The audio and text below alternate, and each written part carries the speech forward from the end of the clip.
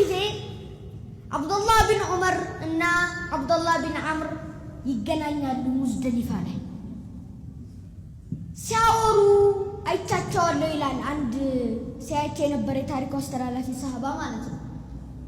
ከዛ አውርተው ከጨረሱ በኋላ አብዱላህ ቢን ዐምር ሲሄድ አብዱላህ ቢን ዑመር ባለበት ቆሞ ማልቀስ ጀመረ። ያ ሰሃቢ እየሮጠ ሄደና ሲያያቸው የነበረው እየሮጠ ሄደና ያ አብዱላህ ምንድነው የሚያስለቅሰው ሲለው ያ ሰው ነው ከነብዩ አንድ ሐዲስ ሰማው። ምን የሚል ሐዲስ ምንድነው ሐዲሱ ሲለው من كان في قلبه مثقال ذرة من كبر كبه الله لوجهه በልቡ ውስጥ የምናኛ አልኩራት ያለበት ሰው አላህ በፊቱ ጀሃነም ውስጥ ይጥለዋል።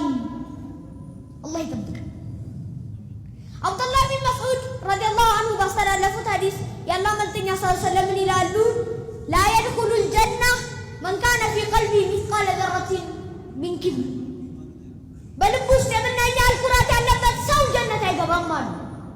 አንድ ሰሃባ ሰማ إن الرجل يحب أن يكون ثوبه حسنا ونعله حسن አንድ ሰው እኮ ልብሱ ጫማው ጥሩ እንዲሆንለት ይፈልጋል። ኩራት ነው እንዲህ ብሎ ለመጠየቅ ፈልጎ ነው ሰሃቢ። ነብዩ ሰለላሁ ዐለይሂ ወሰለም ግን ምንድን ያሉት إن الله جميل يحب الجمال الله ውብ ነው ውቦች ይወዳል። الكبر بطر الحق وغمط الناس ኩራት ማለት እውነት ሲመጣለት መገፍተር እና ሰውን መናቅ። እውነት ሲመጣለት ይከፈትራል። ሺህ ደሊል ብታቀርብለት አይቀበል። ኩራተኛ ነው። ኢማም አስዩጢ ረሂመሁላህ ምን ይላሉ? ኢብሊስ አነ ኸይሩ ሚንሁ አለ። ለአደም ስገድ ሲባል ምንድን ነው ያለው? ለምንድን ነው ማስገደው ሲባል እኔ እኮ ከሱ የተሻልኩኝ ነኝ አለ። ፍርዓውንስ አነ ረቡኩሙል አዕላ እኔ በላያችሁ ጌታ ነኝ አለ። ይህ ኩራት እኮ ሁላችንም ውስጥ አለ ይላሉ እሳቸው። ሁላችንም ልብ ውስጥ አለ።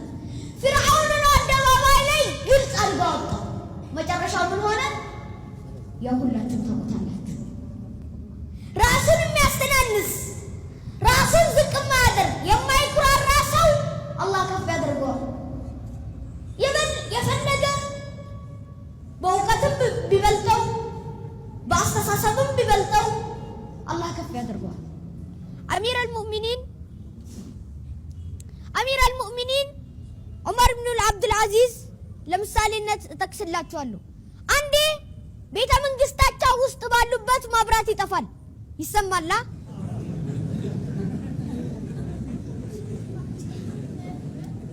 ከዛ እሳቸው ተነስተው መብራቱን ያስተካክሉታል።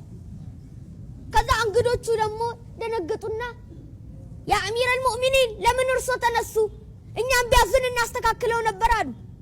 ያው እሳቸው አሚር አልሙእሚኒን ስለሆኑ እሳቸው ደግሞ ቆይ ሲሄድም ዑመር ስመለስም ዑመር ምን ለውጥ አያችሁብኝ ለማለት የፈለጉ መብራቱን ባስተካክል አሁን መብራቱ ጠፍቷል። መብራቱን እጄ ባስተካክል ምን ለውጥ አያችሁብኝ? በዚህ ምክንያት እሳቸው አሚር አልሙእሚኒን ናቸው፣ ግን ራሳቸውን አስተናነሱ።